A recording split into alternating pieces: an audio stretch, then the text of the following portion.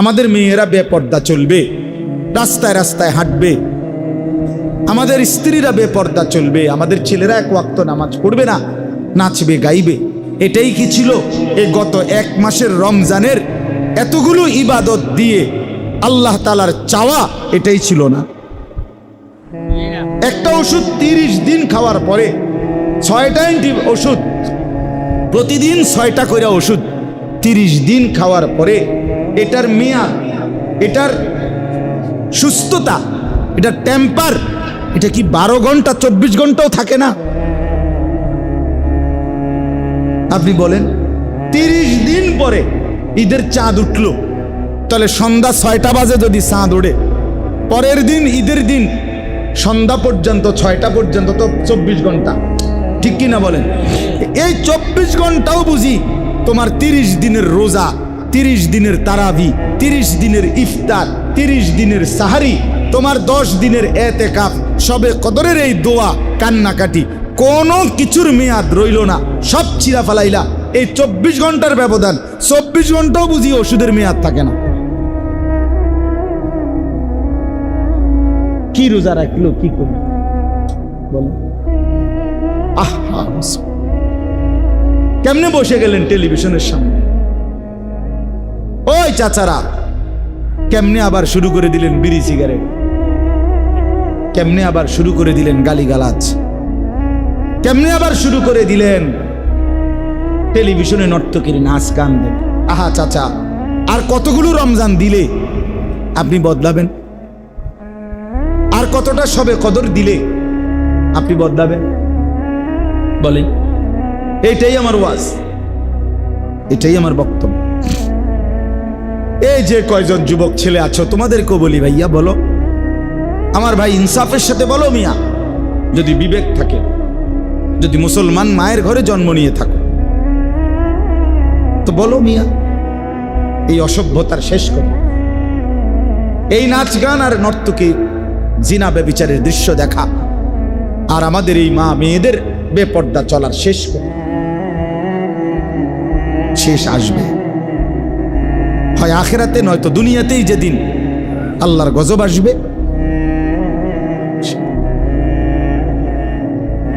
যেদিন বেঈমান কর্তৃক নির্যাতিত হবে, যেদিন কাফের কর্তৃক জুলুমের শিকার হবে, সেদিন চোখের পানিতে জমিন ভাসবে।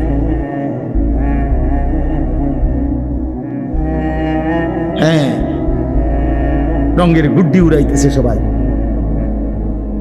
বাবার কষ্টের টাকা, অভিভাবকের কষ্টের উপার্জন, এইভাবে বাজি ফুটাইয়া, গান বাজায়া, ডেক্সেট বাজায়া সবকিছু করে শেষ করে দিতেছে। এই জন্য আমি বললাম লাআল্লাকুম তাত্তাকুন, আল্লাহ তাআলার প্রথম চাওয়া ছিল মাহে রমজান থেকে যে আমি তোমাদেরকে মুত্তাকি বানাবো, তাকওয়ার গুণ অর্জন হবে। আর তাকওয়া মানে অন্তরের ভিতরে মালাকা, যোগ্যতা আসা। যে যোগ্যতা আসলে গুনাহ ছেড়ে দিতে সহজ হয়, নেকামল করতে সহজ হয়, এইটাই আশাটা, এটা ছিল টার্গেট। এখন এটা যদি আমাদের অর্জিত না হয়, আমি যদি সেই আগের মতোই গুনায় অভ্যস্ত থাকি, কয়জনের সিদ্ধান্ত নিছেন যে আর মিথ্যা বলবেন না? কয়জনের সিদ্ধান্ত নিতে পারছেন বলেন যে আমি আর হারাম, সুদের লেনদেন, অবৈধ উপার্জন আর করব না? কয়জন নিজের স্ত্রী সন্তানের চরিত্র, পর্দা, এটার খবর নিলেন, সিদ্ধান্ত নিলেন, তাদের পরিবর্তন করাইলেন, করলেন, বা তারা হলো? এটা দেখেন, তাইলে না বুঝবেন রমজানের মাকসাদ অর্জিত হয়েছে কিনা। নাহলে শুধু উপাস রাখা, শুধু স্ত্রী থেকে আপনাকে বিচ্ছেদ করা, এটা মাকসাদ ছিল না। কোন ব্যক্তিকে তার স্ত্রী থেকে 1 মাস দূরে রাখা আল্লাহ তাআলার এটাই তো মূল ইচ্ছা রমজান দ্বারা, না? কোন ব্যক্তিকে খাদ্য পানীয় থেকে বিরত রাখা শুধু এটাই মূল উদ্দেশ্য আল্লাহর, না? যে না তোরে খানার কষ্ট দিমু, তোরে পানীয়র কষ্ট দেব, তোরে তোর স্ত্রী থেকে দূরে রাখে কষ্ট দেব, মানসিক যন্ত্রণা দেব, এটাই ছিল উদ্দেশ্য? এটা না, এটা তো মাকসাদ ছিল না। হালাল স্ত্রী তো হালাল, হালাল খাদ্য তো হালালি, হালাল পানীয় এটা তো হালালি। আল্লাহ তাআলা বলেন, আমি আল্লাহ তাআলা বৈধটুকু নির্দিষ্ট সময় পরিমাণ রমজানে নিষেধ করে আমি চেয়েছিলাম বৈধটুকু নিষেধ করে বৈধ জিনিস এটার থেকে বিরত থেকে অবৈধ যেগুলো সেগুলোর জীবাণু যেন তোমার থেকে চলে যায়, এটা ছিল টার্গেট। তোমারে মূলত মিষ্টি আর চিনি, তোমারে যে ডাক্তারে নিষেধ করছে মাকসাদ কি? মিষ্টি আর চিনি হলো মূলত হারাম, এই জন্য না। না না, এটা তো বৈধ খাওয়া, কিন্তু আপনার শরীরে যে ডায়াবেটিসের জীবাণু আছে, আপনার শরীরে যে রোগের জীবাণু আছে, ওইটার থেকে আপনাকে সরানোর জন্য, বাঁচানোর জন্য বৈধ মিষ্টি, বৈধ চিনি এটা আপনারে নিষেধ করছে, যেন আপনার থেকে ওই রোগের জীবাণু কি করা যায়, সরানো। আপনারে গরুর গোশত খাইতে, আপনারে চিংড়ি মাছ খাইতে, পুঁই শাক খাইতে নিষেধ করছে, আপনার শরীরে চুলকানি বেশি, অ্যালার্জি বেশি, এই জন্য। তাহলে অ্যালার্জির জীবাণু, চুলকানি, এটা আপনার থেকে সরানোর জন্য এগুলো হালাল। গরুর গোশত খাওয়া হালাল না হারাম? চিংড়ি মাছ হালাল না হারাম? পুঁই শাক হালাল না হারাম? তো এটা তো হালাল ছিল, হালালটা নিষেধ করে দিছে ডাক্তার। মূল উদ্দেশ্য কি? এগুলোর থেকে আপনাকে বাঁচানো, ফিরানো? না না, মূল উদ্দেশ্য হলো আপনার থেকে রোগের জীবাণু সরানো।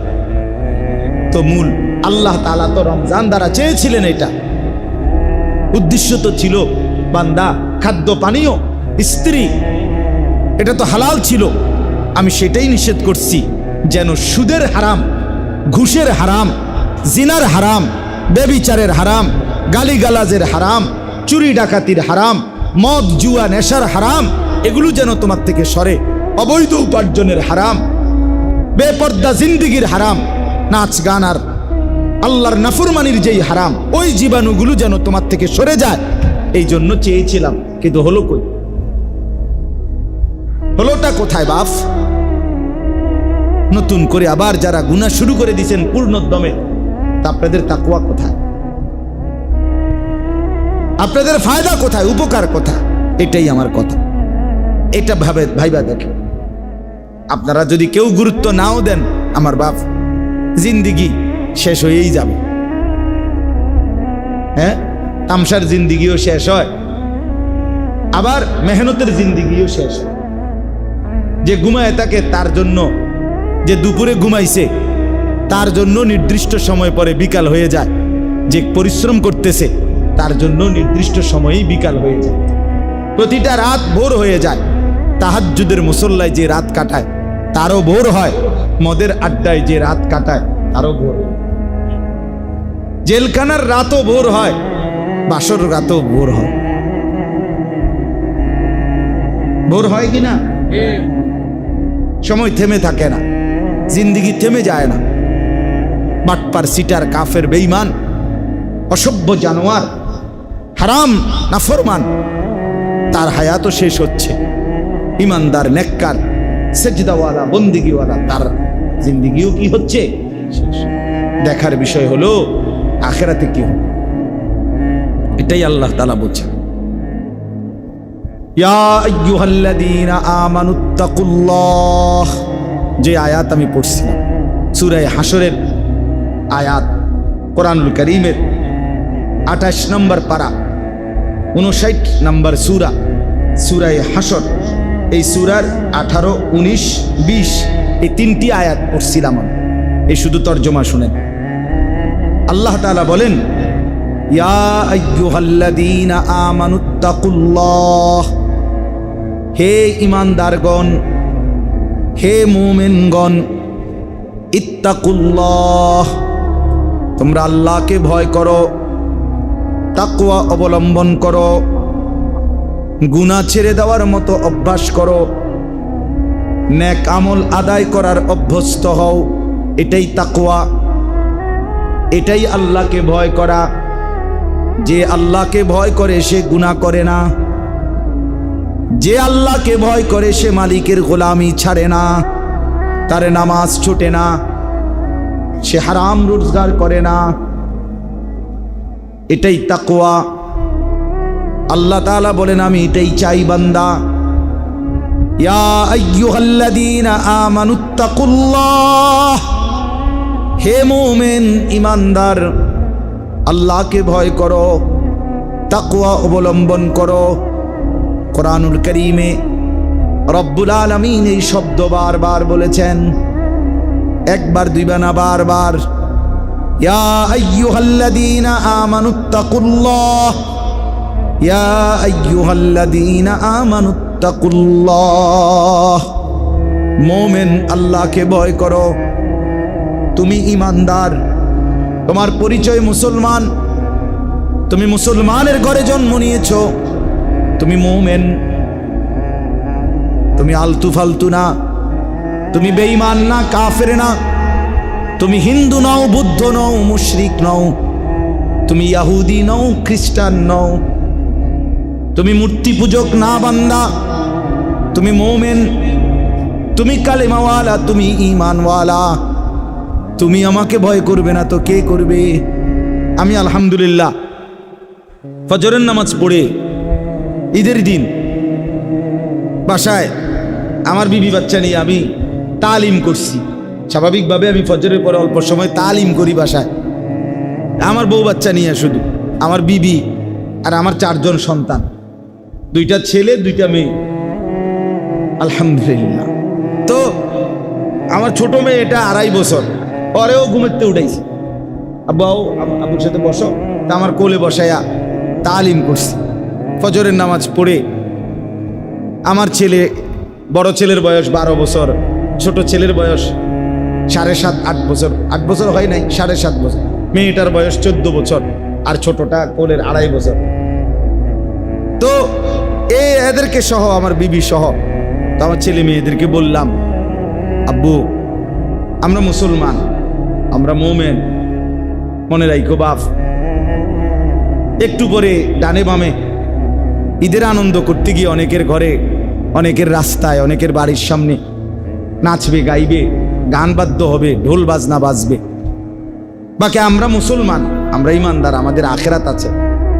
একটু কষ্ট হইলেও বাপ হজম কইর। আমি ছেলে মেয়েদেরকে আমি নিজে বাসায় বুঝাইয়া কইছি, একটু হজম করো, আমাদের জন্য এটার অনুমতি নাই। আমরা ইনশাআল্লাহ আখেরাতে মজা করব, আমরা আখেরাতেই ফুর্তি করব ইনশাআল্লাহ। আর দুনিয়া চলো আমরাই মজা করি ঘরেই বসা, আমরা রান্না বান্না করি সবাই মিল্লা, এটা ওইটা কুইটা দেই। আমি অনেক কিছু আনছি বাজারের থেকে, চলো এই দিয়েগুলো আমরা রান্না বান্না করি, সবাই মিল্লা কাজ করি, মজা করি আমরা। তো গুনাহের এই পরিবেশ, চারিদিকের মানুষগুলো নাচছে গাইতেছে, মনে করলেই তোমরা ভাইব না যে তোমরা মনে কষ্টে আছো, না না, ইনশাআল্লাহ একটু সবর করলে আখেরাতে মুমিন শুধুই হাসবে আর নাফরমান অনন্তকালের জন্য শুধু কাঁদবে। আজকের হাসি শেষ হয়ে যায়, আজকের কান্না শেষ হয়ে যায়, কিন্তু মৃত্যু পরবর্তী হাসলে আর কোনোদিন কাঁদবে না। মৃত্যু পরবর্তী মুমিন হাসলে আর কান্না নাই, নাফরমান কাঁদলে খোদার কসম আর হাসি নেই। হ্যাঁ, আমরা বেকুব না মিয়া, ছেলে পেলে তোমাদেরকেও বলি মিয়া, পরের নারী দেখা, পরের ছবি দেখা আর অসভ্যতায় জীবন কাটানো, এ কোনো বুদ্ধিমানের কাজ না, এ কোনো চালাক মানুষের কাজ না। জিন্দিগির সমস্ত ফিকির হারাম রোজগার, অবৈধ উপার্জন করে তুমি যেই সংসার চালাচ্ছ, আরে বেওকুফ, এই স্ত্রী সন্তান তোমার মৃত্যুর পরে, তুমি দুনিয়া থাকতেও এরা তোমার 2 পয়সার মনে রাখবেন। 2 পয়সা। বাপ বিদেশ, বাপের কষ্টের রক্ত পানি করা টাকার 2 পয়সার মূল্য দেয় না বউ বাচ্চা। এত কষ্টের মেহনতের টাকা, আর এরা এখানে 2 হাতে ফালতু কাজে মোবাইলের এমবি ঢুকাইয়া, এরপরে ফালতু কাপড় চোপড় গহনা কিনা বেচারার বিদেশের এই কষ্টের টাকা সব শেষ করে দেয়। তো দুনিয়াতেই তো কোনো কদর করে না। আমি তো এইবারও উমরার সফরে সৌদি আরব মক্কায়, এইবারও আমি প্রবাসীদের রোমে গেছি, বয়ান করছি প্রবাসীদের জন্য আলাদা, তারপর রোমে বয়ে বইয়া এই 12 জন 16 জন 20 জন 30 জনের কত যুবক দেখলাম। আহা, কি কষ্ট করে, কি কষ্ট। এক রুমে 16 জন থাকে, 12 জন থাকে, কোন রকম একবারে দেখছি ঠান্ডা জ্বর উঠছে, নিচে ফ্লোরে আপনার একটা চাদর বিছানো, এটার মধ্যে শুয়ে রয়েছে, কেউ নাই, কে কার খবর, সবাই তো ডিউটি, 12 ঘন্টা 16 ঘন্টা 14 ঘন্টা ডিউটি।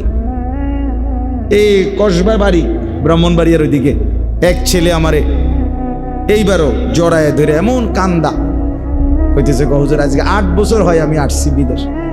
হুজুর আল্লাহর সাক্ষী রেখা বলি, 8 বছরে কোনোদিন একটা রোগের জন্য কোনোদিন একজন ডাক্তার দেখাই না, একটা ভালো কোনো ওষুধ কোনোদিন খাই না, একটা নাফা হয়তো ব্যথা বেদনার একটা ট্যাবলেট নিজে নিজে কিনা খাইয়া লাইছি, কোনোদিন ডাক্তার দেখাই নাই। কারণ ওই ডাক্তার দেখাইলেই ওষুধ নিলেই কমপক্ষে 15,000 টাকা 20,000 টাকা শেষ হয়ে যাবে।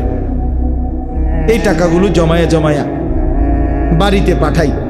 সে নিজে বলছে আমার, হুজুর সুখ কি জিনিস, আনন্দ কাকে বলে, বিদেশে থাইকা আজকে গত 8 বছরে কোনোদিন আমি দেখি নাই, হুজুর কেউ দেখছে সুখের কোন, এই কষ্টের টাকা, আমার ব্যথাটা কোথায়, অস্থিরতাটা, সেই টাকা এই মহিলাটা কিভাবে উড়াইয়া ফেলতেছে বাজার, সেই কষ্টের টাকাটা এই জানোয়ার ছেলে ঘন্টার পর ঘন্টা মোবাইলে উলঙ্গ ছবি দেখে তার বাবার এই রক্ত পানি করা টাকাটা শেষ করল। আহা, কি করলি, কি করলি বাপ, কামটা করলি কি? এই জন্য বললাম, আল্লাহ তাআলা বললেন, ইয়া আইয়ুহাল্লাযীনা আমানুত্তাকুল্লাহ, হে মুমিন আল্লাহকে ভয় করো, গুনাহ বর্জন করো, নেক আমলে অভ্যস্ত হও। যদি বলি রব্বুল আলামিন, গুনাহ বর্জন করবার মতো শক্তি তো দরকার আমার তো নাই, নেক আমলে অভ্যস্ত হওয়ার শক্তি নাই। আল্লাহ বলেন, এজন্যই তো রমজান দিলাম, একটা মাস আমি আল্লাহর হুকুম মেনে রোজা, নামাজ, তারাবি, এতেকাফ, শবে কদর, এই সবগুলো ইবাদত মাত্র একটা মাস কষ্ট করে করো। লাআল্লাকুম তাত্তাকুন, তাকওয়ার দৌলত আমি তোমাকে দিয়ে দেব, আমি মুত্তাকি বানিয়ে দেব, তাকওয়ার যোগ্যতা আমি দিয়ে দেব। এবার তুমি গুনাহও ছাড়তে পারবা, নেক আমলও করতে পারবা। সুবহানাল্লাহ। এই জন্য রমজানের সফলতা, সার্থকতা তখনই যখন আমার আপনার মধ্যে এই তাকওয়া আসে। গুনাহ ছাড়বার হিম্মত হইল কিনা সেটা বলেন, নাইলে কোনো লাভ, এই রমজান আসলো আর গেল, আপনার কোনো পরিবর্তনই হইল না। আপনি যেমন আছেন এমন, যেমন সিন্নি এমন বতর বতর, এমন হলে হইল না। এই জন্য আমরা দয়া করে ফিকির করি, নিজের জীবন গঠন করি। বাবারা আরেকটু যত্নবান হন, নিজের ছেলের দিকে নজর দেন, মেয়ের দিকে নজর দেন, স্ত্রীর দিকে নজর। স্ত্রী সন্তান, বিশেষ করে নিজের মেয়ে এবং স্ত্রী বেপর্দা হওয়া, এটা আত্মমর্যাদাহীন পুরুষের পরিচয়। যেই পুরুষের গায়রত নাই, আমি সবসময় বলি, কারো যদি প্রেস্টিজে লাগে লাগো, আপনি প্রেস্টিজ দিয়ে লাইয়েন। কারো যদি মান সম্মানে লাগে, হ্যাঁ লাগো, আপনার মান সম্মান আসেনি, আপনি এটা লাগবে বেটা। যার স্ত্রী বেপর্দা, যার মেয়ে বেপর্দা, এই লোক আত্মসম্মানহীন, আত্মমর্যাদাহীন পুরুষ, বেগায়রত, তার আত্মসম্মান নাই। নয়তো কাপুরুষ সে, এই কারণেই তার স্ত্রী মেয়ে বেপর্দা, যে তাকে 2 পয়সার কেয়ার করে না। দূর বেটা, তোরে গণা। হ্যাঁ, নাইলে এই ঈদের কেনাকাটা যত মহিলা করলো, মেয়ে করলো, আপনি আপনার মেয়ে, এই সমস্ত টাকা স্বামীর, সমস্ত টাকা বাবার, অথচ এই কষ্টের টাকার উনার রং চায় রাস্তার বখাটে, রাস্তার দুশ্চরিত্র। এটা কি কথা? এটা কেমন আত্মসম্মানহীন মানুষের কথা? এই জন্য দয়া করে ফিকির করে। আল্লাহ তাআলা বলছে, ওয়াল তানজুর নাফসুম মা কদ্দামাত লিগাদ, আমার বান্দা খেয়াল করো, আগামীকাল কিয়ামতের জন্য তুমি আজকের দুনিয়া থেকে কি পাঠাচ্ছ। এটাই তোমার আখিরাতের পুঁজি সংগ্রহের জায়গা।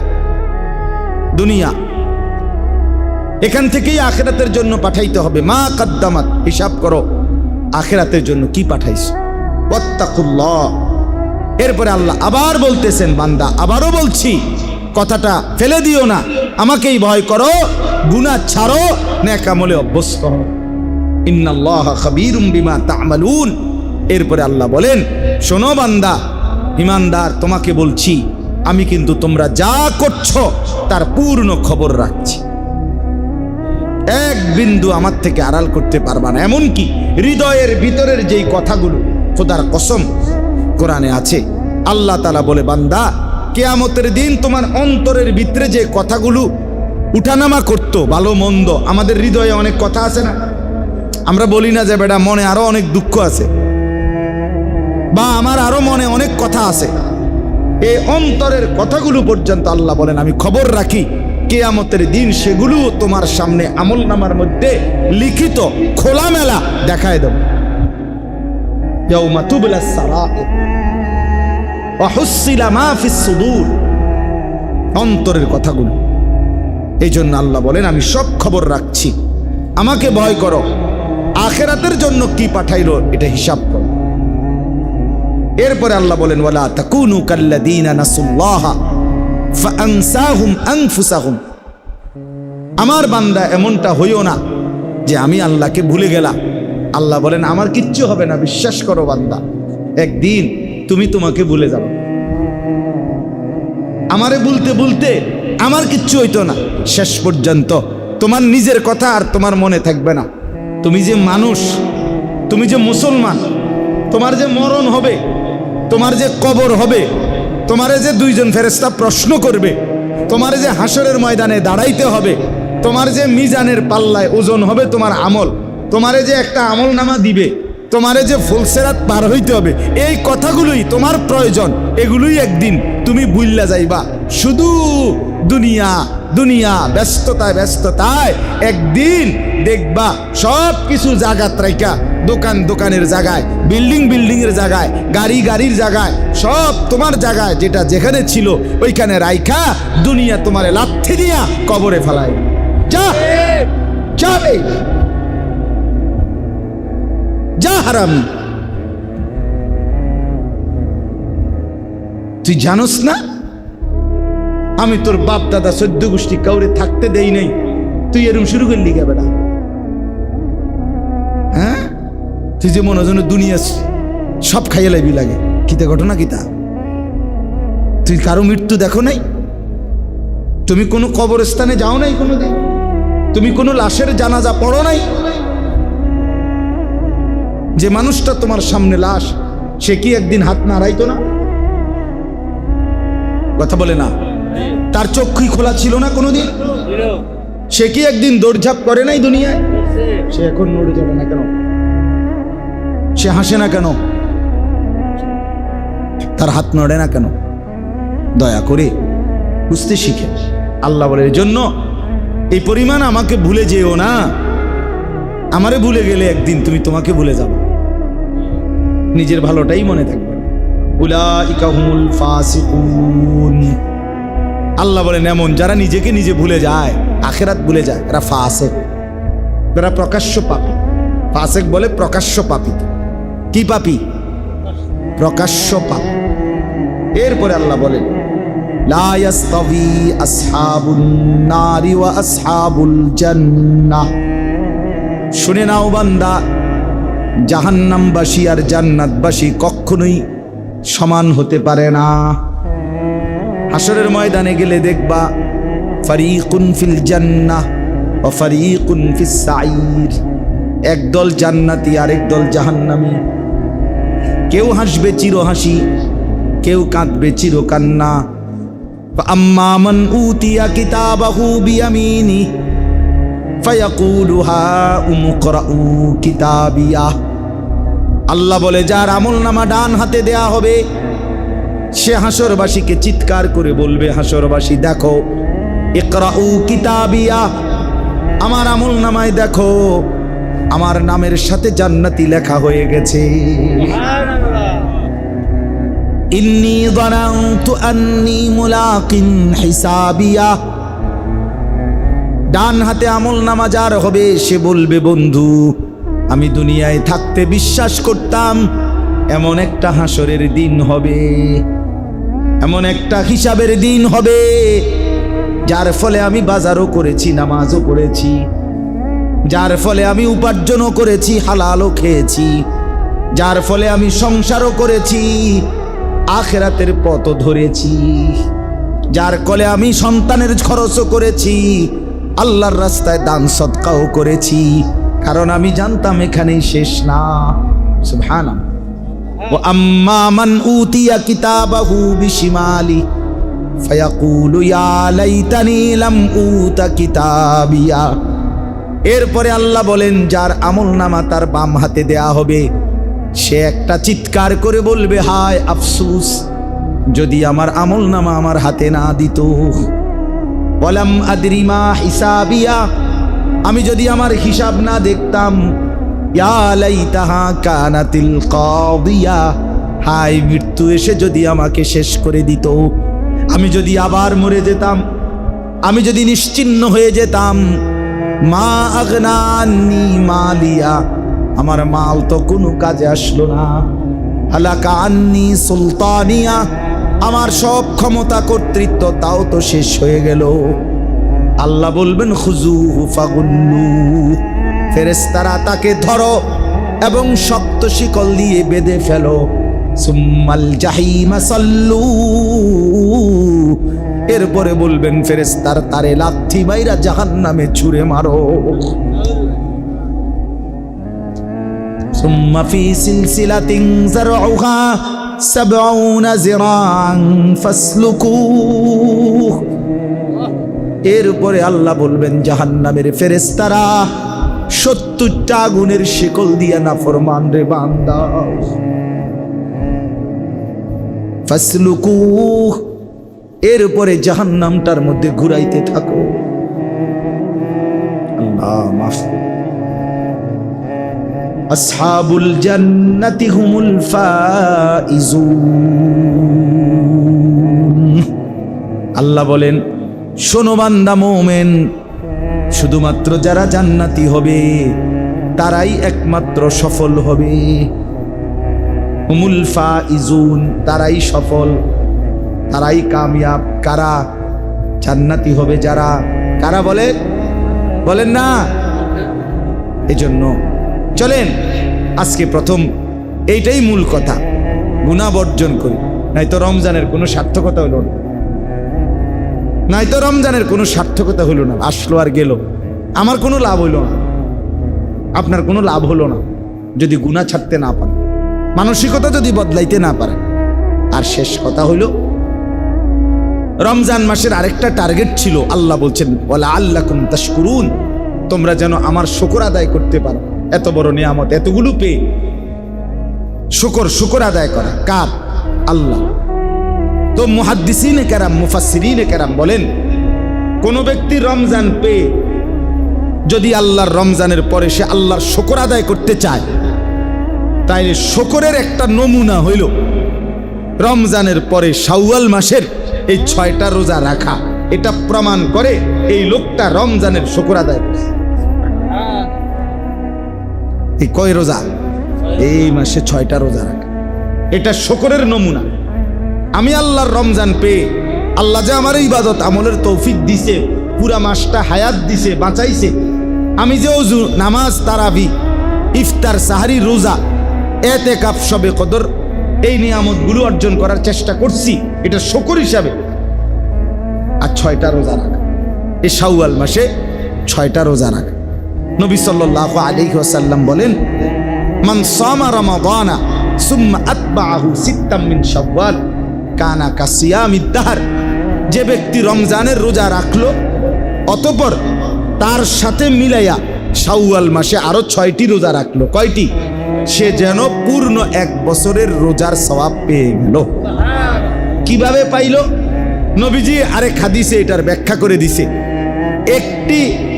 একটি আমল, নেক আমল ফেরেশতার ডান কাঁধে কমপক্ষে 10 লেখা হয়। 10-এর নিচে কোনো নেকি নেই। 10-এর নিচে এই ডান কাঁধের ফেরেশতার যে নেকি লেখে যে খাতাত, এটার মধ্যে 1 2 3 4 5 6 7 8 9 এই পর্যন্ত সংখ্যা নাই। এনে টোটালিটা নাই। উনি শুরুই করে 10-এর থেকে। বুঝেন নাই কথা? ডান কাঁধের ফেরেশতা শুরু করে কত থেকে? 10-এর থেকে শুরু। এটা বাড়ে।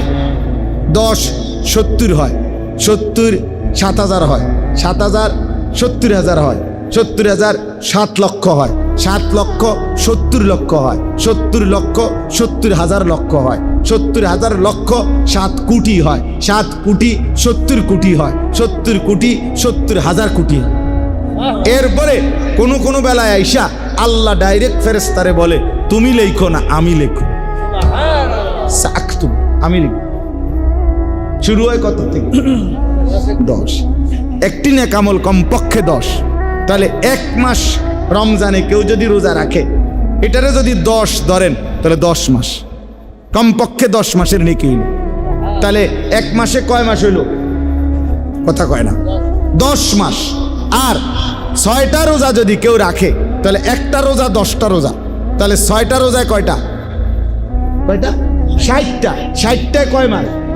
তো হইল কয় মাস? সহজ হিসাব। 1 মাসে কয় মাস? 10 মাস। রমজানের 1 মাসে কয় মাস? আর 6টা রোজায় 60, তো 60 দিনে কয় মাস? 2 মাস। তাহলে 10 আর 2 12 মাস। এই জন্য এই 6টা রোজা রাখার ইনশাআল্লাহ চেষ্টা করবেন। বলেন ইনশাআল্লাহ। কেমনে রাখবেন? একসাথে 6টা রোজা রাখতে পারেন, ভাঙ্গাও রাখতে পারেন, যেমনে সুবিধা আপনার। একটা করে রাখেন, দুইটা করে রাখেন। বাকি এই মাস আজকে হলো 2 তারিখ গিয়ে 3 তারিখ চলতেছে। এখন জিলহজ শাওয়ালের আপনি হিসাব করবেন, আরো 27 দিন আছে। তো আপনি এটা দইরে 6টা রোজা কি করবেন? আদায় করবেন। 3টা লাভ হবে। 1 নাম্বার, কিতাবে লিখছে কেউ যদি 6টা রোজা রাখে এই শাওয়ালের 3টা লাভ হয়। 1 নাম্বার হলো তার রমজানের ফরজ রোজার মধ্যে যদি কোনো ঘাটতি থাকে, সুন্নত নফল দ্বারা আল্লাহ তাআলা এই রোজাগুলোর দ্বারা সেই ঘাটতি পূরণ করে পূর্ণ নেকি দিয়ে দিবেন। 2 নাম্বার, যে ব্যক্তি, হাদিসে আছে নবী বলছে, একটি নেক আমল কারো যদি কবুল হয়, এটার প্রমাণ হইল, বাহ্যিক একটা নমুনা হইল, আল্লাহ তাকে সেই নেক আমল পুনরায় করার তৌফিক দেয়। তো কারো রমজানের রোজা কবুল হয়েছে কিনা এটার একটা বাহ্যিক প্রমাণ হইল, তাকে আল্লাহ পুনরায় পরের মাসে 6টা রোজা রাখার তৌফিক দিছে। তাহলে এই 6টা রোজা যে রাখতে পারবে, প্রমাণ হবে, আশা করা যাবে যারা রমজানটা কবুল হয়েছে। এই কারণেই আল্লাহ তাকে পুনরায় রোজা রাখার তৌফিক দিছে। আপনারা একবার সুবহানাল্লাহ কন্ত, আবার কন্ত, আবার বলেন তো। এই কয়বার কইলেন? এই প্রথমবার বলার কারণে এটা কবুল হয়েছে দেখা দ্বিতীয়বার বলার তৌফিক হয়েছে, দ্বিতীয়বার একটা কবুল হয়েছে দেখা তৃতীয়বার বলার তৌফিক হয়েছে।